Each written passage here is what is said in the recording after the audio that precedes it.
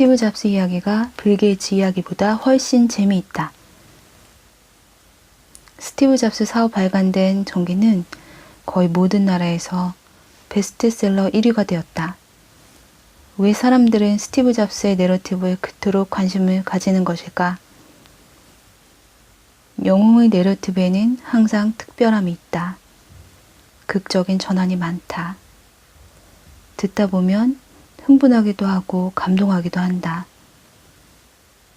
예술가나 혁명가의 내러티브는 불연속적이고 좌충우돌하는 이야기로 충만하다.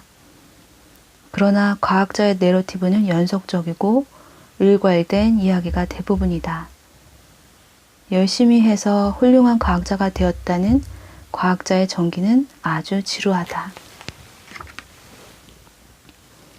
스티브 잡스의 내러티브는 매우 예술가적이다.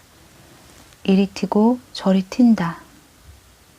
그의 평생 라이벌이었던 빌 게이츠의 내러티브와 비교해보면 스티브 잡스의 내러티브가 가진 매력은 아주 분명해진다. 2005년 스탠퍼드 대학 졸업식에서 스티브 잡스가 한 연설과 2007년 빌 게이츠가 하버드 대학 졸업식에서 한 연설을 비교해 보자. Stay hungry, stay foolish. 계속 갈망하라, 우직하게 나아가라. 잡스의 이 연설은 당시 모든 언론의 각광을 받았다. 그러나 심리학자의 눈으로 보면 교만하기 그지없는 연설이다. 스탠퍼드 대학이라면 미국 최고의 명문대학이다. 그 자부심에 가득 찬 스탠퍼드 대학의 졸업생들과 교수들 앞에서 잡스는 대학을 중간에 집어치운 것이 자신이 내린 최고의 결정 중 하나였다고 강조한다. 뿐만 아니다.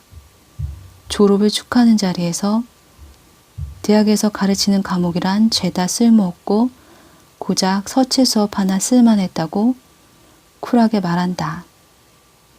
아무리 생각해도 심했다. 그 모욕적인 이야기를 졸업생과 교수들은 그저 참고 들어야 했다. 스티브 잡스였기 때문이다. 그는 대학만 우습게 만든 것이 아니었다. 자신의 삶도 희화화했다. 잡스는 자기의 삶의 시작을 이렇게 이야기했다. 이야기는 제가 태어나기 이전으로 거슬러 올라갑니다. 저의 생모는 어린 미혼모로 대학원생이었으며 저를 입양 보내기로 결정했습니다. 생모는 저를 대학 교육받은 부모에게 입양시키겠다고 생각했습니다. 그리고 제가 태어나면 어느 변호사 부부에게 입양되기로 모든 준비를 마쳤습니다. 그러나 제가 막 세상에 나왔을 때 이 변호사 부부는 어떤 여자 아기를 입양하기로 마지막 순간에 결정을 바꿨습니다. 덕분에 대기자 명단에 올라있던 저의 양부모는 한밤중에 전화를 받게 됩니다. 착오가 생긴 남자아이가 있는데 입양하시겠습니까? 사람들은 웃었지만 전혀 웃을 일은 아니었다. 이어 자신이 만든 회사에서 쫓겨난 이야기, 암에 걸린 이야기 등으로 좌충우돌하던 스티브 잡스의 연설은 누구나 죽는다로 끝난다. 이제 막 대학을 졸업하며 희망과 자부심으로 가득 찬 그 젊은 대학생들에게 죽음이야말로 삶의 가장 훌륭한 발명품이라고 말한다.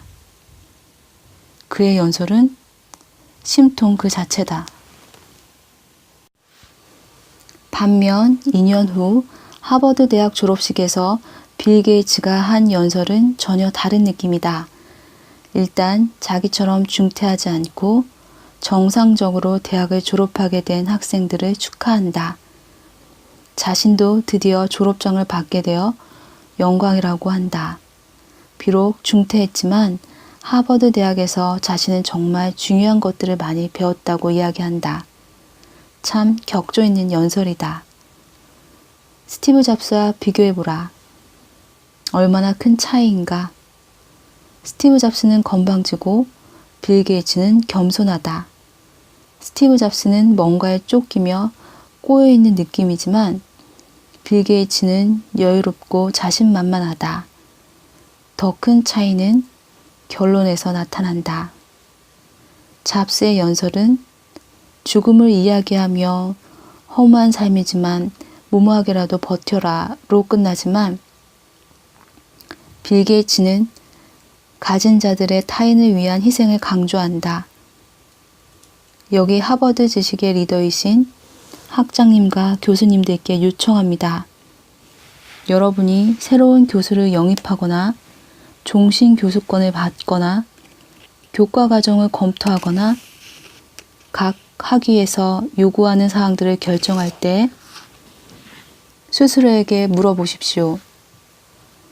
우리가 가진 최고의 두뇌가 인류의 가장 큰 문제를 해결하기 위해 쓰이고 있는가를, 하버드 교수들이 세계 최악의 불평등을 직시하고 고민하도록 가르치고는 있는가를, 하버드 학생들은 전 지구적 빈곤이나 기아, 수질오염, 배울 권리를 갖지 못한 여학생들, 그리고 치료 가능한 질병으로 죽어가는 아이들에 관해 배우고 있는가를, 지구상에서 가장 큰 특권을 가진 사람들이 가장 가난한 아이들의 삶에 대해 배우고 있는가를, 창조적 자본주의를 선언하며 빈곤 퇴치와 기업의 사회적 책임, 환경 문제 등을 언급한 빌 게이츠의 연설은 가히 도덕 교과서의 원형을 보는 듯하다. 실제로 빌 게이츠는 엄청난 규모의 기부 단체를 설립하는 등 자신의 주장을 구체적으로 실행하고 있다. 이 세상에 빌 게이츠를 감히 비난할 수 있는 사람은 없다. 빌 게이츠의 이야기는 100번 옳다. 훌륭하다. 그리고 존경할 만하다. 그러나 문제는 하나도 안 재밌다는 거다. 별로 흥미롭지 않다. 안 들어도 다 아는 이야기 같다. 반면 기부나 노블레스 오블리주에 대한 어떤 이야기도 한 적이 없는 스티브 잡스 이야기는 뭔가 감동이 있다. 울림이 크다. 듣고 싶어진다. 도대체 무슨 차이일까? 바로 청중들 스스로가 깨달아 알게 하는 것이다. 빌 게이츠는 자신의 이야기를 듣는 이들이 스스로 의미를 편집할 수 있는 기회를 빼앗는다. 일방적으로 완성된 이야기를 한다. 그래서 재미없는 거다. 상호작용이 불가능한 내러티브는 진리를 강요할 뿐 일리의 해석학이 빠져 있다. 반면 스티브 잡스의 내러티브는 상호작용적이다. 편집 가능성이 있다는 이야기다. 잡스의 정서적, 모순적, 자극적 내러티브는 듣는 이들의 적극적인 해석을 필요로 한다. 사람들은 그의 이야기가 갖는 의미를 주체적으로 편집해낼 수 있는 기회를 얻는다. 의미는 스스로 만들어낼 때만 의미 있다. 의미는 스스로 만들어낼 때만 의미 있다. 남이 만들어주는 의미는 전혀 의미 없다. 진리를 계몽하던 시대는 지났다.